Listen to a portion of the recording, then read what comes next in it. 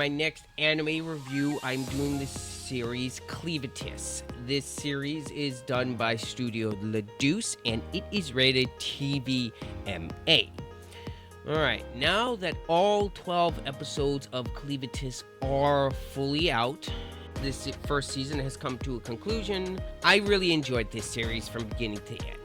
I do have a few nitpicks here and there. Thankfully, the good far outweigh the negatives in this show. One of my problems with this series is the villains are your standard cookie cutter anime villains, over the top, evil, and there's really not much more depth to them than just that. One of the side villains in the show that described that to a T is Swan. He is essentially an evil wizard that controls bugs. I found him to be a rather boring villain. The same with the main bad guy, Drell. There isn't really, they gave him a interesting backstory, but overall, I just found him to be rather boring. The only character that had a hint of depth to her was Nai. I believe that's what her name is. She was one of the wizards in Drell's army, and she had one of the more interesting power sets, and she wasn't one of those was just comically evil. And that's why I found her to be the more interesting villain of the series. We got a little peek at one of the main bad guys of the series, one of the Dark Beasts. He's basically a massive dragon. That's all we really got was little peeks of him.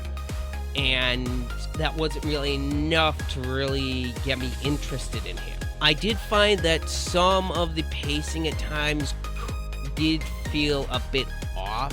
I could not quite pinpoint exactly why. It's just here and there I felt like scenes dragged on a little too long. That only really happened in the first several episodes when they're introducing Clevatess and when they're going through the bandit camp. That is where I feel like some of the pacing does suffer, because they do a lot of lore dropping, and characters like Alice does a lot of the dialogue in this one. She's explaining some things, and Clevatess also does a ton of lore drops through dialogue, and a lot of this could have been shown and not being just told to us. And thankfully later on the show does get better at explaining things, and for the most part this series does actually show more than it does tell when it starts coming in later in the seasons. Especially after episode 6, I really feel like the show hits its strides from episode 7 to 12.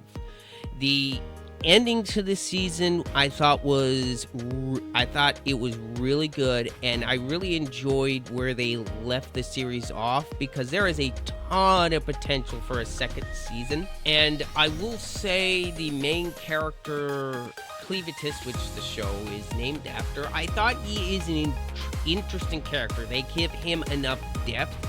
The show does a really good job at makes you wonder what is actually going on, who actually started the whole attack in the beginning, and when it is finally revealed what was actually going on, and Clevatess just laughs it off and realizes he was kind of wrong in what he did in the beginning. So I thought Clevatess had a pretty good arc, if I'm gonna be honest. Same with Alicia. She's probably one of the better characters within the show, and her battle with Drell in the finale of the season was really good. Even despite with some of the animation not up to snuff, especially with a lot of other fantasy shows out there right now, I thought with the stuff that they've already shown us and some of the dialogue that was being interchanged, I thought there was some decent enough stakes. It was able to get me invested in what was actually happening. Other than the villains of the show, I thought the show had a pretty good cast. All the main characters are likable. At the end, Nell did wind up still being my favorite of the series.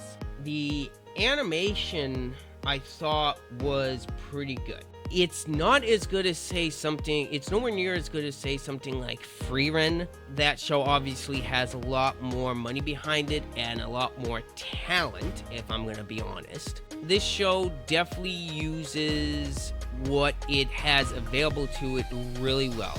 The action is very solid, and overall the world is interesting enough to me that I want a season 2.